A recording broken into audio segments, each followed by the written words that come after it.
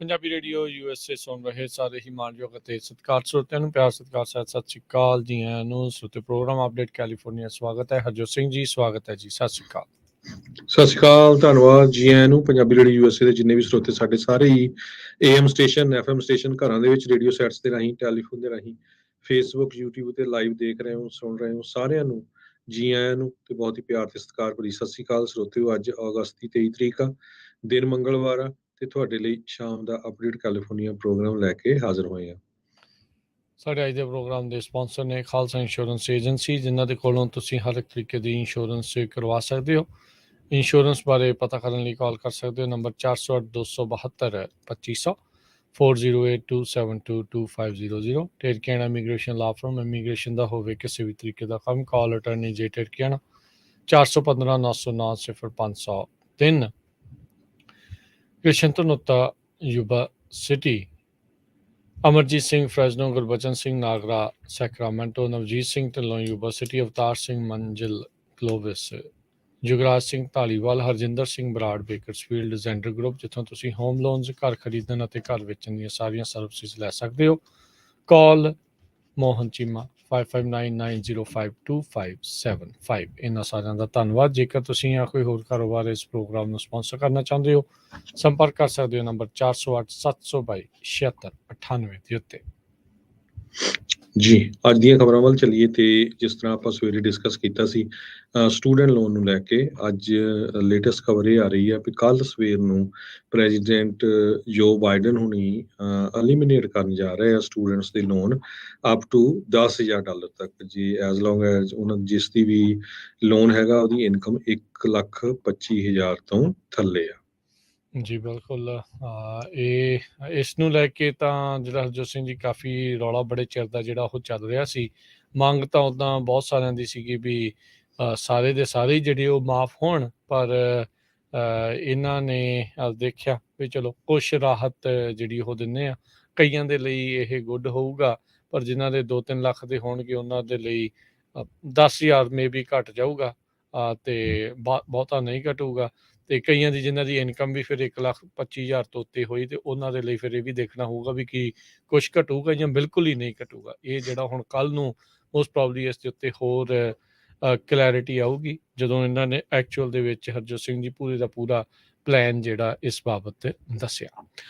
ਅਗਲੀ ਜਿਹੜੀ ਗੱਲ ਕਰਦੇ ਜਾਈਏ, ਟਰੰਪ ਹੁਣਾਂ ਨੇ 700 ਤੋਂ ਵੱਧ ਜਿਹੜੇ ਕਲਾਸੀਫਾਈਡ ਗੁਪਤ ਜਿਹੜੇ ਡਾਕੂਮੈਂਟਸ ਆ ਉਹ ਆਪਣੇ ਨਾਲ ਰੱਖੀ ਬੈਠੇ ਸੀਗੇ। ਨੈਸ਼ਨਲ ਆਰਕਾਈਵਜ਼ ਦੇ ਦੁਆਰਾ ਇੱਕ ਚਿੱਠੀ ਜਿਹੜੀ ਆ ਉਹ ਲਿਖੀ ਗਈ ਆ। ਸਾਬਕਾ ਰਾਸ਼ਟਰਪਤੀ ਦੇ ਲਾਇਰਸ ਉਹਨਾਂ ਨੇ ਇਹ ਦੱਸਿਆ ਹੈ ਵੀ ਜਸਟਿਸ ਡਿਪਾਰਟਮੈਂਟ ਦੇ ਅਧਿਕਾਰੀਆਂ ਨੇ ਇਹ ਅਲਾਰਮ ਘੁੱਗੂ ਜਿਹੜਾ ਆ ਉਹ ਵਜਾਇਆ ਸੀਗਾ ਵੀ ਜਦੋਂ ਉਹਨਾਂ ਨੂੰ ਪਤਾ ਲੱਗਾ ਵੀ ਮਾਰ-ਆ-ਲਾਗੋ ਦੇ ਵਿੱਚ ਇੱਦਾਂ ਦੇ ਜਿਹੜੇ ਡਾਕੂਮੈਂਟਸ ਆ ਉਹ ਹੋ ਸਕਦੇ ਆ। ਸੋ ਇਹ ਇੱਕ ਹੋਰ ਨਵਾਂ ਜਿਹੜਾ ਮਸਲਾ ਹੈ ਉਹ ਬਣਿਆ ਪਿਆ। ਸੋ ਫਾਰ ਜਿੰਨੇ ਬਕਸੇ 15 ਬਾਕਸਿਸ ਕਹਿੰਦੇ ਵਾਈਟ ਹਾਊਸ ਰੈਕਰਡਸ ਦੇ ਕਲੈਕਟ ਕੀਤੇ ਗਏ ਸੀ ਟਰੰਪ ਹੁਣਾਂ ਦੇ ਘਰੋਂ ਫਲੋਰੀਡਾ ਦੇ ਵਿੱਚ ਜਿਹੜਾ ਸੀਗਾ ਤੇ ਉਹ ਜਿਹੜੇ ਜਨਵਰੀ 2020 ਦੇ ਵਿੱਚ ਸੀਗੇ। ਨੈਸ਼ਨਲ ਆਰਕਾਈਵਜ਼ ਨੇ ਆਈਡੈਂਟੀਫਾਈ ਕੀਤਾ ਵੀ 100 ਡਾਕੂਮੈਂਟਸ ਜਿਹੜੇ ਆ ਉਹ ਕਲਾਸੀਫਿਕੇਸ਼ਨ ਮਾਰਕਿੰਗਸ ਵਾਲੇ ਜਿਹੜੇ ਸੀਗੇ, ਜਿਨ੍ਹਾਂ 'ਚ ਕਈ ਟੌਪ ਸੀਕਰੇਟ ਤੇ ਕਈ ਜਿਹੜੇ ਸਪੈਸ਼ਲ ਐਕਸੈਸ ਪ੍ਰੋਗਰਾਮਸ ਜਿਹੜੇ ਸੈਂਸਿਟਿਵ ਇੱਦਾਂ ਦੇ ਪ੍ਰੋਗਰਾਮ ਸੀ ਉਹਨਾਂ ਦੇ ਨਾਲ ਜੁੜੇ ਹੋ ਸਕਦੇ ਸੀਗੇ। ਇੱਕ ਵਿਅਕਤੀ ਜੋ ਕਿ ਇਸ ਲੈਟਰ ਦੇ ਨਾਲ ਜੁੜਿਆ ਹੋਇਆ ਆ, ਉਸ ਨੇ CBS ਨਿਊਜ਼ ਨੂੰ ਇਸ ਦੀ ਔਥੈਂਟਿਸਿਟੀ ਦੇ ਬਾਰੇ ਜਿਹੜੀ ਆ ਉਹ ਕਨਫਰਮੇਸ਼ਨ ਜਿਹੜੀ ਉਹ ਦਿੱਤੀ ਹੈਗੀ ਆ। ਸੋ ਇਸ ਚਿੱਠੀ ਦੇ ਬਾਰੇ ਪਹਿਲਾਂ ਰਿਪੋਰਟ ਇੱਕ ਇਨਵੈਸਟੀਗੇਟਿਵ ਰਿਪੋਰਟਰ ਆ ਉਸ ਨੇ ਜਿਹੜਾ ਉਹ ਜਾਣਕਾਰੀ ਦਿੱਤੀ ਸੀਗੀ, ਜੌਨ ਸੁਲੇਮਨ ਜਿਹੜੇ ਹੈਗੇ ਆ ਉਹਨਾਂ ਦੇ ਦੁਆਰਾ। ਸੋ ਇਹ ਹੁਣ ਦੇਖੋ ਅੱਗੇ ਜਿਹੜਾ ਹਰਜੋਤ ਸਿੰਘ ਜੀ ਕੀ ਬਣਦਾ ਆ। ਤੇ ਅੱਜ ਮੰਗਲਵਾਰ ਦੀ ਆਫਟਰਨੂਨ ਨੂੰ ਨੈਸ਼ਨਲ ਆਰਕਾਈਵਜ਼ ਨੇ ਇਹ ਜਿਹੜੀ ਚਿੱਠੀ ਆ ਉਹ ਪੋਸਟ ਕਰ ਦਿੱਤੀ ਸੀ ਬਗੈਰ ਕਿਸੇ ਕਮੈਂਟ ਤੋਂ। ਅਗਲੀ ਖਬਰ ਵੱਲ ਚੱਲੀਏ ਤੇ ਨਾਰਦਰਨ ਕੈਲੀਫੋਰਨੀਆ ਦੇ ਵਿੱਚ ਜੋ ਲੇਕ ਦੇ ਵਿੱਚ ਇੱਕ ਬੋਡੀ ਲੱਭੀ ਹੈਗੀ ਆ, ਉਹ ਇਹ ਪਤਾ ਚੱਲ ਰਿਹਾ ਵੀ ਕਾਇਲੀ ਰੋਡਨੀ ਜੋ ਮਿਸਿੰਗ ਟੀਨੇਜਰ ਗਰਲ ਸੀ ਕਾਫੀ ਦਿਨਾਂ ਤੋਂ, ਉਹ ਉਸ ਦੀ ਬੋਡੀ ਹੈਗੀ ਆ। ਪਹਿਲਾਂ ਕੁਝ ਦਿਨ ਪਹਿਲਾਂ ਉਸ ਦੀ ਕਾਰ ਲੱਭੀ ਗਈ ਸੀ ਤੇ ਅੱਜ ਜੋ ਪੁਲਿਸ ਦੇ ਆਫੀਸਰਸ ਆ, ਐਨਫੋਰਸਮੈਂਟ ਆਫੀਸਰਸ, ਉਹਨਾਂ ਨੇ ਕਿਹਾ 16 ਸਾਲਾਂ ਦੀ ਇਸ ਬੱਚੀ ਦੀ ਬੋਡੀ ਪ੍ਰੋਸਰ ਫੈਮਿਲੀ ਕੈਂਪ ਗਰਾਊਂਡ ਤੇ ਜਦੋਂ ਲਾਸਟ ਉਹ ਦੇਖੀ ਗਈ ਸੀ ਅਗਸਤ 6 ਨੂੰ 12:30 ਵਜੇ ਦੇ ਕਰੀਬ, ਉਹ ਤੋਂ ਬਾਅਦ ਉਹ ਡਿਸਅਪੀਅਰ ਹੋ ਗਈ। ਸੋ ਉਹਨੂੰ ਡਿਸਅਪੀਅਰਡ ਜਾਂ ਅਬਡਕਸ਼ਨ ਉਸ ਦੇ ਸੰਬੰਧ ਦੇ ਵਿੱਚ ਦੇਖਿਆ ਜਾ ਰਿਹਾ ਸੀ ਪੁਲਿਸ ਕਾਉਂਟੀ ਸ਼ੈਰਿਫ ਆਫੀਸਰਸ ਵੱਲੋਂ। ਬਹੁਤ ਵੱਡੀ ਗਿਣਤੀ ਦੇ ਵਿੱਚ ਲੋਕ ਉਸ ਦੀ ਸਰਚ ਕਰ ਰਹੇ ਸੀ। ਸ਼ੈਰਿਫ ਆਫਿਸ ਵਾਲੇ ਵੀ 200 ਤੋਂ ਲੈ ਕੇ 300 ਦੇ ਕਰੀਬ ਹੋਰ ਜਿਹੜੇ ਬੱਚੇ ਆ ਉਹ ਇਸ ਦੀ ਚੈੱਕ ਕਰ ਰਹੇ ਸੀਗੇ, ਲੱਭ ਰਹੇ ਸੀ, ਕਿਉਂਕਿ ਜਿਸ ਟਾਈਮ ਦੇ ਉੱਤੇ ਕੈਂਪ ਗਰਾਊਂਡ ਦੇ ਉੱਤੇ ਪਾਰਟੀ ਦੇ ਵਿੱਚ ਵੀ ਇਸ ਨੂੰ ਲਾਸਟ ਦੇਖਿਆ ਗਿਆ, ਉਸ ਟਾਈਮ ਤੇ ਵੀ 200 ਤੋਂ ਲੈ ਕੇ 300 ਬੱਚੇ ਮੌਜੂਦ ਸਨ। ਸੋ ਇਹ 17 ਮੀਲ ਨਾਰਥ ਆਫ ਲੇਕ ਤਾਹੋ, 36 ਮੀਲ ਰੀਨੋ ਨਵਾਡਾ ਤੋਂ ਉੱਥੋਂ ਇਸ ਦੀ ਬੋਡੀ ਲੱਭੀ ਹੈ। ਹਾਊਸ ਸਪੀਕਰ ਨੈਂਸੀ ਪਲੋਸੀ ਦਾ ਘਰ ਵਾਲਾ ਪੌਲ ਪਲੋਸੀ, ਜੋ ਕਿ ਬੀਤੇ ਦਿਨੀ DUI ਦੇ ਸੰਬੰਧ ਦੇ ਵਿੱਚ ਉਸ ਨੂੰ ਹਿਰਾਸਤ ਦੇ ਵਿੱਚ ਲਿਆ ਗਿਆ ਸੀਗਾ, ਅੱਜ ਪੌਲ ਪਲੋਸੀ ਨੇ ਆਪਣੀ ਜਿਹੜੀ ਗਲਤੀ ਆ ਉਸ ਨੂੰ ਸਵੀਕਾਰਿਆ ਆ ਤੇ ਪਲੈਡ ਕੀਤਾ ਆ ਵੀ ਉਹ ਗਿਲਟੀ ਸੀਗਾ DUI ਦੇ ਮਿਸਡਮੀਨਰ ਚਾਰਜ ਦੇ ਵਿੱਚ। $1,00,000 ਤੋਂ ਵੱਧ ਦੀ ਸ਼ਾਇਦ ਗੱਡੀ ਸੀਗੀ ਜਿਸ ਦਾ ਹਾਦਸਾ ਹੋਇਆ ਸੀ ਨੈਂਸੀ ਪਲੋਸੀ ਦੇ ਘਰ ਵਾਲੇ ਪੌਲ ਪਲੋਸੀ ਦਾ। ਸੋ 5 ਦਿਨਾਂ ਦੀ ਜੇਲ੍ਹ ਦੀ ਸਜ਼ਾ ਵੀ ਜਿਹੜੀ ਉਸ ਨੂੰ ਸੁਣਾਈ ਗਈ ਤੇ 3 ਸਾਲਾਂ ਦੀ ਪ੍ਰੋਬੇਸ਼ਨ ਨਾਲ ਪੌਲ ਪਲੋਸੀ ਨੂੰ ਜਿਹੜੀ ਉਹ ਦਿੱਤੀ ਗਈ ਆ। ਪੌਲ ਪਲੋਸੀ ਜਿਸ ਨੇ 2 ਦਿਨ ਜੇਲ੍ਹ ਦੇ ਵਿੱਚ ਜਿਹੜੇ ਆ ਉਹ ਗੁਜ਼ਾਰੇ ਆ ਤੇ ਬਾਕੀ 2 ਦਿਨਾਂ ਦੇ ਲਈ ਜਿਹੜਾ ਕੰਡਕਟ ਕ੍ਰੈਡਿਟ ਜਿਹੜਾ ਹੈ ਉਸ ਨੂੰ ਮਿਲ ਗਿਆ ਤੇ ਹੁਣ ਜਿੰਨੀ ਵੀ ਉਸਨੇ ਦਿਨ ਜੇਲ੍ਹ 'ਚ ਗੁਜ਼ਾਰੇ ਸੀਗੇ ਉਸ ਦੇ ਨਾਲ ਇਸ ਦੀ ਸਜ਼ਾ ਪੂਰੀ ਹੋਈ ਮੰਨੀ ਜਾਵੇਗੀ। ਨਾਪਾ ਕਾਉਂਟੀ ਦੇ ਸੁਪੀਰੀਅਰ ਕੋਰਟ ਦੇ ਜੱਜ ਜੋਸਫ ਸੋਲਗਾ ਨੇ ਜਿਹੜਾ ਉਹ ਇਹ ਫੈਸਲਾ ਜਿਹੜਾ ਉਹ ਸੁਣਾਇਆ ਆ। ਪੌਲ ਪਲੋਸੀ ਨੂੰ 8 ਘੰਟੇ ਦਾ ਵਰਕ ਕੋਰਟ ਦਾ ਕੰਮ ਜਿਹੜਾ ਉਹ ਕਰਨ ਦੇ ਲਈ ਵੀ ਆਖਿਆ ਗਿਆ ਸੀਗਾ। ਅਗਲੀ ਖਬਰ ਪਰ ਚਲੀਏ। ਜੋ ਸਾਈਡ ਸ਼ੋਜ਼ ਕਾਰਾਂ ਦਾ ਕਰਦੇ ਹੈਗੇ ਆ, 100-150 ਦੇ ਕਰੀਬ ਕਾਰ ਲੈ ਕੇ ਕਿਸੇ ਵੀ ਸ਼ਹਿਰ 'ਚ ਚਲ ਜਾਂਦੇ ਆ ਜੋ ਯੰਗ ਲੋਕ ਹੁੰਦੇ ਆ ਤੇ ਉੱਥੇ ਖਰੂਦ ਕਾਫੀ ਪਾਉਂਦੇ ਹੈਗੇ ਆ। ਪਿਛਲੇ ਵੀਕਐਂਡ ਦੇ ਦੌਰਾਨ ਸੈਚਰਡੇ ਨੂੰ 100 ਤੋਂ ਵੱਧ ਕਾਰਾਂ ਸੰਨੀਵਿਲ ਦੇ ਵਿੱਚ ਪਹੁੰਚੀਆਂ ਤੇ ਜਿਨ੍ਹਾਂ ਨੇ ਸਾਈਡ ਸ਼ੋਅ ਕੀਤਾ, ਸੜਕਾਂ ਬੰਦ ਕਰਤੀਆਂ, ਕਾਫੀ ਜਿਹੜਾ ਆ ਉੱਥੇ ਰੌਲਾ ਰੱਪਾ ਪਾਇਆ। ਉਹਦੇ ਸੰਬੰਧ ਦੇ ਵਿੱਚ ਪੁਲਿਸ ਵਾਲਿਆਂ ਨੇ ਇਹ ਕਿਹਾ ਵੀ ਚਾਹੇ ਲੋਕ ਉਹ ਭੱਜ ਗਏ ਆ ਤੇ ਪਰ ਆਪਾਂ ਉਹਨਾਂ ਨੂੰ ਲੱਭ ਲਵਾਂਗੇ, ਸਾਰੇ ਕੈਮਰਿਆਂ ਦੇ ਵਿੱਚ ਕੈਦ ਕੀਤੇ ਜਾ ਚੁੱਕੇ ਹੈਗੇ ਆ। ਕਹਿੰਦੇ 30 ਦਿਨਾਂ ਦਾ ਸੀਜ਼ਰ ਵਾਰੰਟ ਉਹ ਇਸੇ ਕੰਮ ਲਈ ਹੁੰਦਾ ਜੇ ਕੋਈ ਅਵੇਡ ਕਰਦਾ ਹੈਗਾ ਸਾਈਡ ਸ਼ੋਅ ਵਹੀਕਲ ਨੂੰ। ਜਦੋਂ ਪੁਲਿਸ ਵਾਲੇ ਇਸ ਕਾਰ ਨੂੰ ਆਪਣੇ ਕਬਜ਼ੇ 'ਚ ਲੈ ਲੈਂਦੇ ਆ ਤੇ ਉਸ ਨੂੰ ਇੰਪਾਊਂਡ ਕਾਰ ਨੂੰ ਛਡਾਉਣ ਦੇ ਉੱਤੇ $3047 ਲੱਗਦੇ ਹੈਗੇ ਆ। ਪੁਲਿਸ ਵਾਲੇ ਕਹਿੰਦੇ ਵੀ ਕਾਮਨ ਹੀ ਆ, ਸਾਈਡ ਸ਼ੋਅ ਪਾਰਟਿਸਪੈਂਟ ਜੋ ਹੁੰਦੇ ਆ ਉਹ ਪੁਲਿਸ ਤੋਂ ਭੱਜ ਜਾਂਦੇ ਆ ਜਦੋਂ ਪੁਲਿਸ ਪਹੁੰਚਦੀ ਹੈਗੀ ਆ, ਪਰ ਅਲਟੀਮੇਟਲੀ ਅਸੀਂ ਉਹਨਾਂ ਨੂੰ ਅਰੈਸਟ ਕਰ ਲੈਂਦੇ ਹੈਗੇ ਆ। ਸੋ ਸੰਨੀਵਿਲ ਦੇ ਵਿੱਚ 100 ਤੋਂ ਵੱਧ ਲੋਕਾਂ ਨੇ ਸਾਈਡ ਸ਼ੋਅ ਕੀਤਾ। ਪੁਲਿਸ ਵਾਲੇ ਕਹਿ ਰਹੇ ਆ ਵੀ ਇਹ ਬਹੁਤ ਡੇਂਜਰਸ ਆ, ਡੈਡਲੀ ਹੈਗਾ, ਕਈਆਂ ਦੇ ਸੱਟਾਂ ਵੀ ਲੱਗ ਜਾਂਦੀਆਂ। ਨਾਰਥ ਫੇਅਰ ਓਕਸ ਐਵਨਿਊ ਤੇ ਅਹਵਾਨੀ ਐਵਨਿਊ ਦੇ ਉੱਤੇ ਇਹ ਸਾਈਡ ਸ਼ੋਅ ਸ਼ਨੀਚਰਵਾਰ ਨੂੰ ਕੀਤਾ ਗਿਆ ਸੀ। ਸੰਨੀਵਿਲ ਦੇ ਪੁਲਿਸ ਆਫੀਸਰਸ ਨੇ ਇਮੀਡੀਏਟਲੀ ਰਿਸਪੌਂਡ ਤਾਂ ਜ਼ਰੂਰ ਕੀਤਾ। ਉਹਨਾਂ ਨੇ ਜੋ ਅਨਰੂਲੀ ਕਰਾਊਡ ਸੀਗੀ ਉਸ ਨੂੰ ਤੋੜਨ ਦੇ ਵਿੱਚ ਵੀ ਕਾਮਯਾਬ ਹੋਏ, ਪਰ ਕਿੰਨੇ ਕੁ ਲੋਕ ਅਰੈਸਟ ਹੁੰਦੇ ਹੈਗੇ ਆ ਇਹ ਆਉਣ ਵਾਲੇ ਦਿਨਾਂ ਦੇ ਵਿੱਚ ਪਤਾ ਲੱਗੂਗਾ। ਜੀ ਬਿਲਕੁਲ। ਅਗਲੀ ਜਿਹੜੀ ਹਰਜੋਤ ਸਿੰਘ ਦੀ ਗੱਲ ਕਰਦੇ ਜਾਈਏ, ਬ੍ਰਿਆਨਾ ਟੇਲਰ ਜਿਹੜੀ ਕਿ ਆਪਣੇ ਘਰੇ ਸੀਗੀ, ਉਸ ਦੇ ਘਰੇ ਨੋ ਨੌਕ ਵਾਰੰਟ ਦੇ ਨਾਲ ਪੁਲਿਸ ਵਾਲੇ ਪਹੁੰਚ ਗਏ ਜਿਹੜੇ ਕਿ ਗਲਤ ਥਾਂ ਦੇ ਉੱਤੇ ਸੀਗਾ ਤੇ ਉਸ ਤੋਂ ਬਾਅਦ ਦੇ ਵਿੱਚ ਉਸ ਵਿਚਾਰੀ ਕੁੜੀ ਦੀ ਜਿਹੜੀ ਉਹ ਮੌਤ ਹੋ ਗਈ ਸੀ ਕਿਉਂਕਿ ਗੋਲੀਬਾਰੀ ਉਸ ਦੌਰਾਨ ਉੱਥੇ ਹੋ ਗਈ ਆ। ਅੱਜ ਇਸ ਦੇ ਬਾਬਤ ਇਹ ਖਬਰ ਆ ਰਹੀ ਆ, ਸਾਬਕਾ ਪੁਲਿਸ ਅਧਿਕਾਰੀ ਉਸਨੇ ਮੰਨਿਆ ਆ ਵੀ ਉਹਨਾਂ ਨੇ ਵਾਰੰਟ ਫਾਲਸੀਫਾਈ ਗਲਤ ਢੰਗ ਦੇ ਨਾਲ ਇੱਕ ਹਿਸਾਬ ਦੇ ਨਾਲ ਵਾਰੰਟ ਉਹ ਲਿਆ ਸੀਗਾ, ਜਿਸ ਤੋਂ ਬਾਅਦ ਦੇ ਵਿੱਚ ਬ੍ਰਿਆਨਾ ਟੇਲਰ ਦੀ ਮੌਤ ਹੋਈ ਸੀਗੀ। ਫੈਡਰਲ ਇਨਵੈਸਟੀਗੇਟਰਸ ਨੇ ਜਿਹੜਾ ਉਹ ਦੱਸਿਆ ਕੈਲੀ ਗੁੱਡਲੈਟ ਕਹਿੰਦੇ ਵੀ ਉਹਨਾਂ ਨੇ ਫਾਲਸ ਲਾਈਨ ਵਾਰੰਟ ਦੇ ਵਿੱਚ ਜਿਹੜੀ ਉਹ ਐਡ ਕਰ ਦਿੱਤੀ ਸੀ। ਬਾਅਦ ਦੇ ਵਿੱਚ ਇੱਕ ਹੋਰ ਡਿਟੈਕਟਿਵ ਦੇ ਨਾਲ ਮਿਲ ਕੇ ਇਸ ਦੀ ਕਵਰ ਸਟੋਰੀ ਜਿਹੜੀ ਉਹ ਉਹਨਾਂ ਨੇ ਕ੍ਰੀਏਟ ਕੀਤੀ, ਬਣਾਈ, ਇੱਕ ਹਿਸਾਬ ਦੇ ਨਾਲ ਝੂਠ ਨੂੰ ਹੋਰ ਮਜ਼ਬੂਤ ਕਰਨ ਦੀ ਕੋਸ਼ਿਸ਼ ਕੀਤੀ, ਜਿਸ ਤੋਂ ਬਾਅਦ ਦੇ ਵਿੱਚ ਜਿਹੜੀ ਬ੍ਰਿਆਨਾ ਟੇਲਰ ਦੀ ਮੌਤ 13 ਮਾਰਚ 2020 ਨੂੰ ਜਿਹੜੀ ਉਹ ਹੋਈ ਸੀ। ਇਸ ਗੋਲੀकांड ਦੀ ਜਿਹੜੀ ਖਬਰ ਆ ਪੂਰੀ ਅਮਰੀਕਾ ਦੇ ਵਿੱਚ ਉਹ ਦੇਖੀ ਗਈ ਸੀ।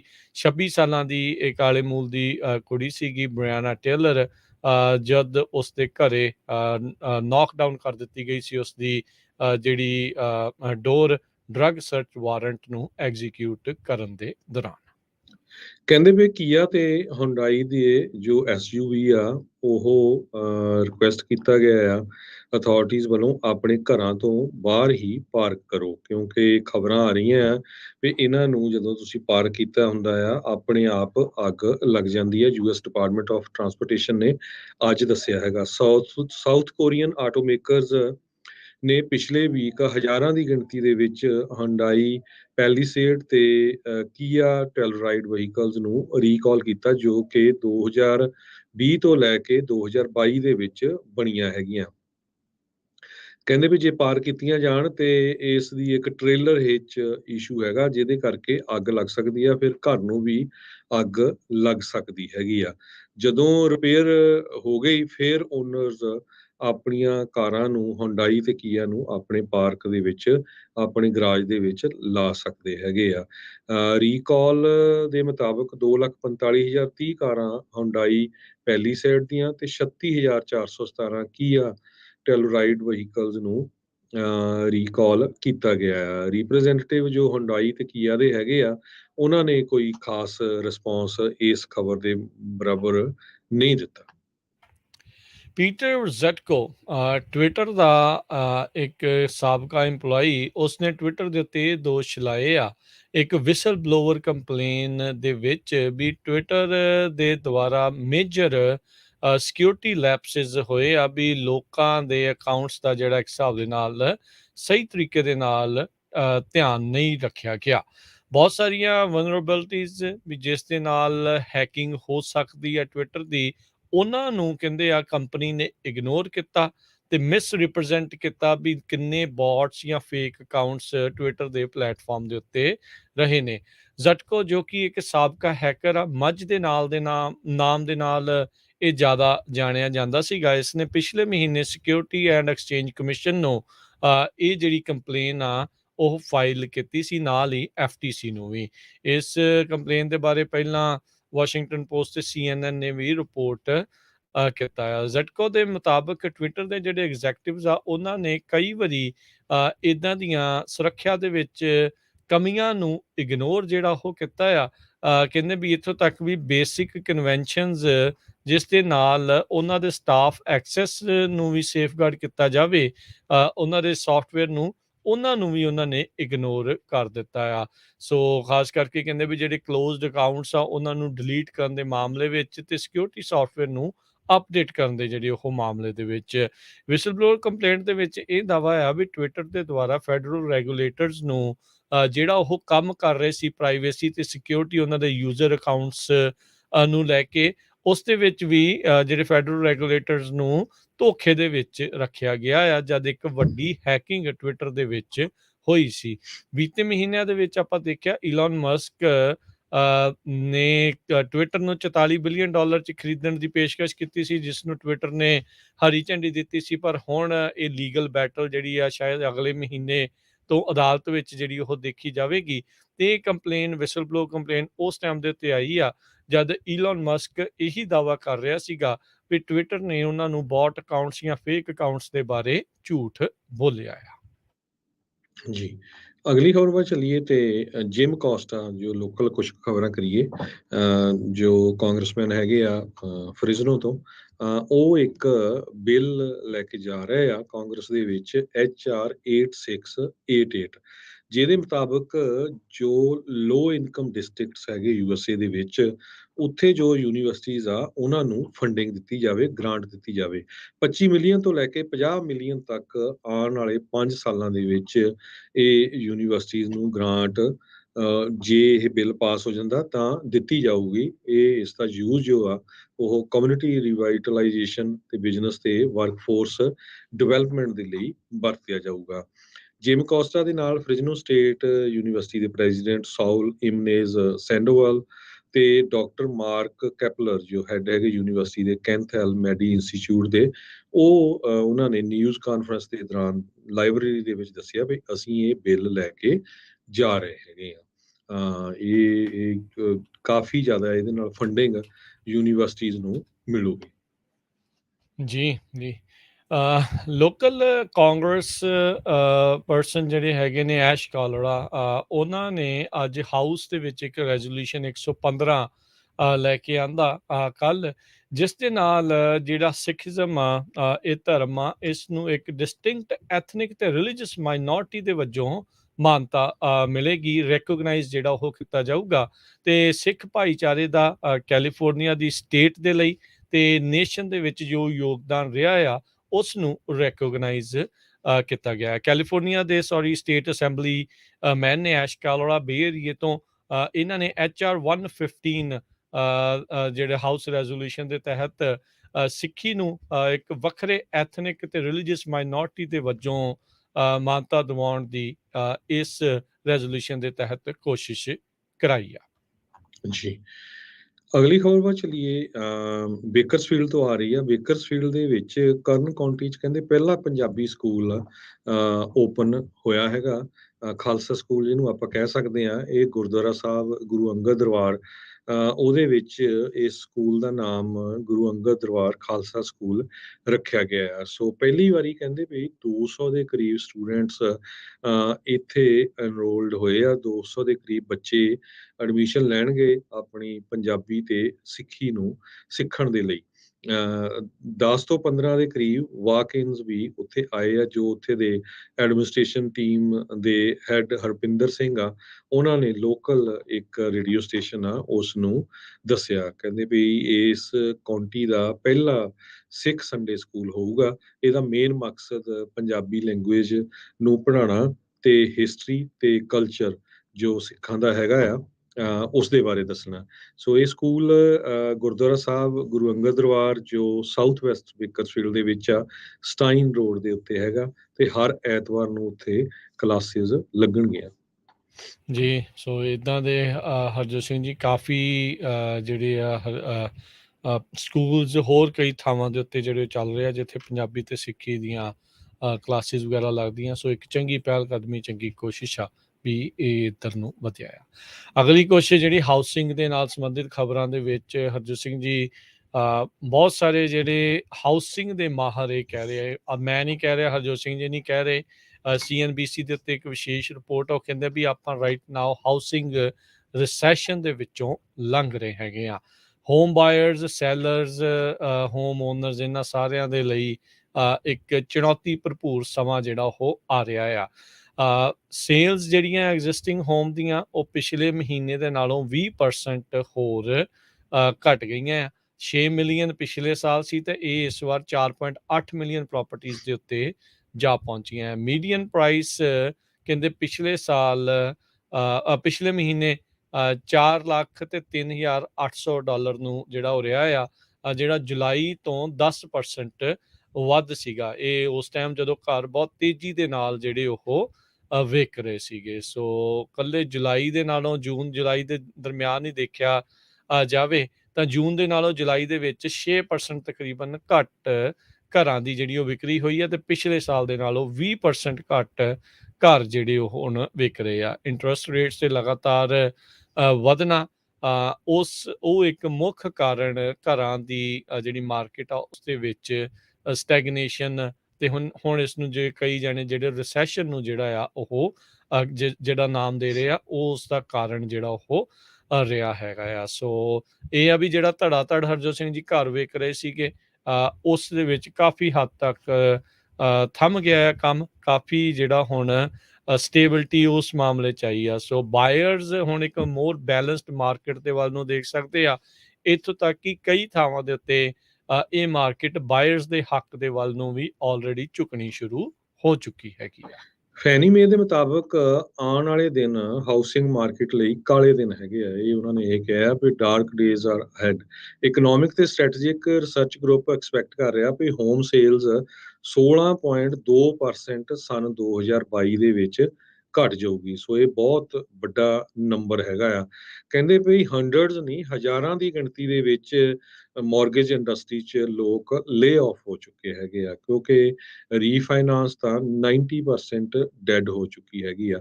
ਨਵੇਂ ਘਰ ਜਿਹੜੇ ਬਣ ਰਹੇ ਆ ਉਹਨਾਂ 'ਚ ਬਾਰ-ਬਾਰ ਬਿਲਡਰਸ ਪ੍ਰਾਈਸ ਘਟਾ ਰਹੇ ਹੈਗੇ ਆ।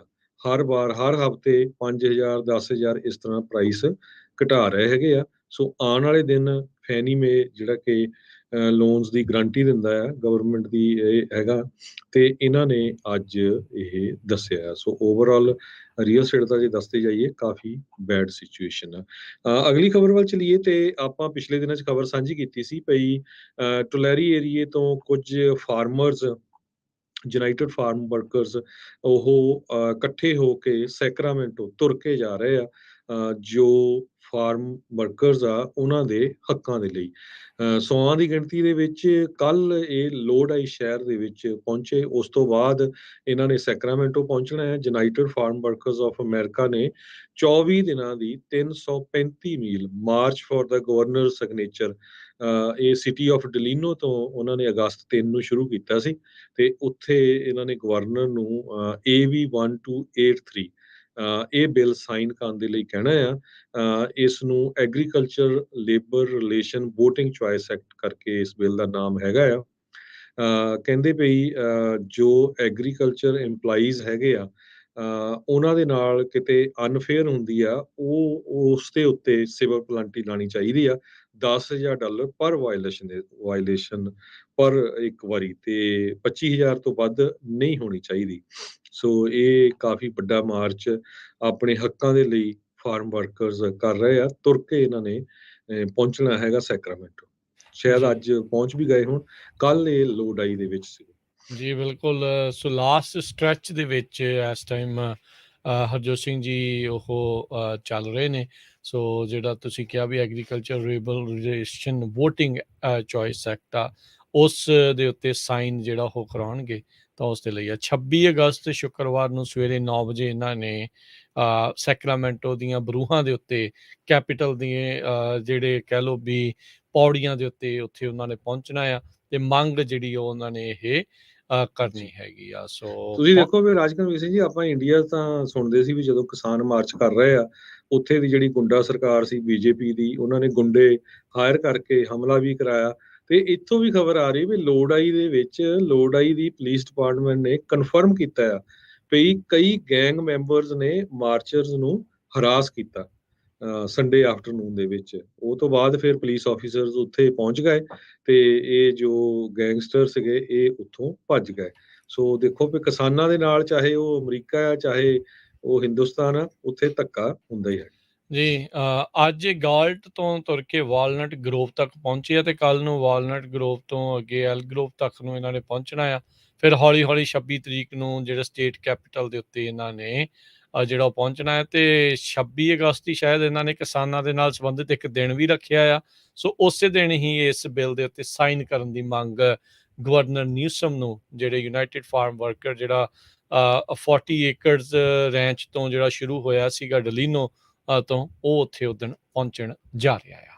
ਤੇ ਸਮਾਂ ਵੀ ਆਪਣੇ ਪ੍ਰੋਗਰਾਮ ਦਾ ਸਮਾਪਤਾ ਤੇ ਜਾਣ ਤੋਂ ਪਹਿਲਾਂ ਜੇ ਅੱਜ ਦੇ ਜਿਹੜੇ ਸਟਾਕਸ ਦੇ ਹਾਲਾਤ ਵੀ ਆਪਣੇ ਸਰੋਤਿਆਂ ਨੂੰ ਦੱਸਦੇ ਜਾਈਏ। ਕੱਲ ਤਾਂ ਕਾਫੀ ਬੈਡ ਦਿਨ ਰਿਹਾ, ਅੱਜ ਵੀ ਕੋਈ ਬਹੁਤਾ ਚੰਗਾ ਨਹੀਂ। 154 ਪੁਆਇੰਟ ਡਾਓ ਜੋਨਸ ਤਕਰੀਬਨ 0.5% ਡਿੱਗ ਕੇ 32,910 ਤੇ ਬੰਦ ਹੋਇਆ। S&P 9 ਪੁਆਇੰਟ ਗਿਰ ਕੇ 4128 ਦੇ ਉੱਤੇ। ਨੈਸਡੈਕ ਦੇ ਵਿੱਚ ਕੋਈ ਫਰਕ ਨਹੀਂ ਰਿਹਾ, 12,381 ਤੇ ਹੀ ਬੰਦ ਹੋਇਆ। ਸੋਨੇ ਦਾ ਭਾਅ 1700 ਤੇ 59 US ਡਾਲਰ ਪਰ ਆਉਂਸ ਜਿਹੜਾ ਹੋ ਰਿਹਾ। ਕੱਚੇ ਤੇਲ ਦੀ ਕੀਮਤ $93 ਪ੍ਰਤੀ barrel. 10 year yield 3.05%। Crypto currency ਦੇ ਵਿੱਚ ਬਿਟਕੋਇਨ 21,403 ਤੇ ਇਥੀਰੀਅਮ 1639 US ਡਾਲਰ ਦੇ ਬਰਾਬਰ ਚੱਲ ਰਿਹਾ ਹੈ। ਇੱਕ US ਡਾਲਰ ਦੀ ਕੀਮਤ ਇੰਡੀਆ ਦੇ 79 ਰੁਪਏ ਤੇ 88 ਪੈਸੇ ਦੇ ਬਰਾਬਰ ਰਹੀ ਆ। ਇੱਕ US ਡਾਲਰ ਦੀ ਕੀਮਤ ਕੈਨੇਡਾ ਦੇ $1 ਤੇ 30 ਸੈਂਟ ਦੇ ਬਰਾਬਰ ਰਹੀ ਆ। ਪ੍ਰੋਗਰਾਮ ਦੀ ਇੱਥੇ ਹੀ ਜਿਹੜਾ ਜੀ ਹੁਣ ਸਮਾਪਤੀ ਆ। ਮੇਰੇ ਰਾਜਕਰਮਜੀਤ ਸਿੰਘ ਵੱਲੋਂ ਤੇ ਹਰਜੋਤ ਸਿੰਘ ਵੱਲੋਂ ਤੁਹਾਨੂੰ ਸਭ ਨੂੰ ਪਿਆਰ ਦੇਣ ਦੀ ਸਤਿ ਸ਼੍ਰੀ ਅਕਾਲ। ਸੁਣਦੇ ਰਹੋ ਪੰਜਾਬੀ ਰੇਡੀਓ ਯੂਐਸ